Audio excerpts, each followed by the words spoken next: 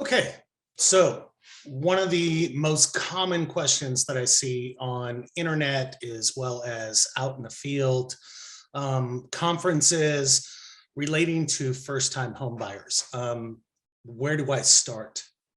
In other words, am I supposed to go talk to a real estate agent first or a mortgage person? Or, let's get the very obvious out of the way. Look, if you're buying cash, meaning you're going to pay for this with your savings account or proceeds from another sale and you have no need to finance your mortgage, then obviously you don't need a mortgage person. Go to a real estate agent.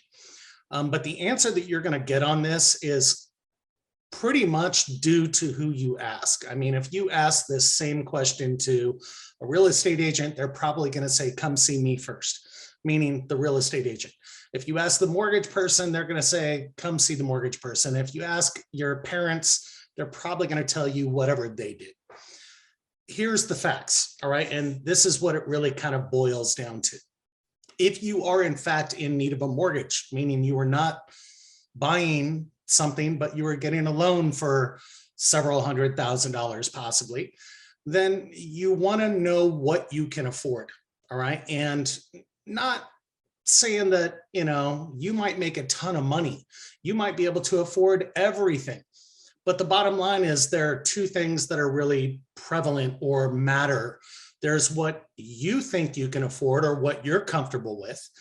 And then there's what your underwriter or the lender is comfortable with or what they think you can afford. And all of this is based on guidelines and, has been tweaked and tweaked and tweaked over years to come up with basically a set or a variety of programs to accommodate several different home buying needs based on down payment, credit score, time on job, employment type, meaning are you self-employed? Are you a W-2 employee? There's whether you're a veteran or not, whether you have the need for down payment assistance grants. There's a bunch of different programs out there, and basically the real estate agent is not the one to navigate you through those programs. And here's basically what's going to happen if you go to the realtor first. The realtor is going to have a nice warm and fuzzy rapport building session with you to make sure that they understand your needs in buying the house. But they're not really going to be able to tell you a whole lot about the financing, even if they're, and short of being licensed as an originator, a loan originator. They're not going to really give you a lot of information regarding the financing. What they will do before you start the home search is they will send you to somebody like myself or a mortgage professional that they prefer and say, go get pre-qualified. Now, what is a pre-qualification? A pre-qualification is a snapshot at a 2-year history regarding employment and residence, income, assets, debt, meaning liabilities, all right? And basically what we do is we look at a 2-year history, make sure that you're meeting all the required minimums that they like you to have. Then, of course, this credit score required minimum.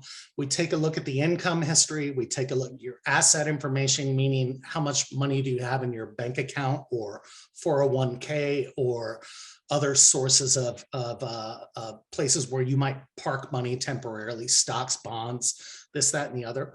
And we look at all this information and then we put it all together and connect it to whatever the interest rate based on the program that you're looking at. The way we choose the program is most of the time indicative of how much money are you going to put down for a down payment. Then on top of that, what is your credit score? Those are normally the two things that are going to dictate what type of program you go with, unless you're a veteran or something like that and you qualify for VA financing, or you're buying a farm and you can qualify for USDA financing. In the exception to those two areas, it's really driven by what do you qualify for, meaning down payment, how much down payment are you putting down, which is going to drive what type of loan we have. And then on top of that, what's your credit score?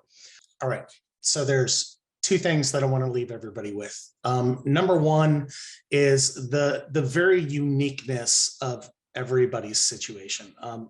I've been doing mortgage financing for almost 30 years now, and every single file is different regardless of the similarities. And case in point, there's at least one golf course that I can think of that I've played over 100 times with the same golf clubs, the same me, the same ball type, the same everything, except whether it was wind conditions, weather, temperature, how I was feeling that day, my emotional state.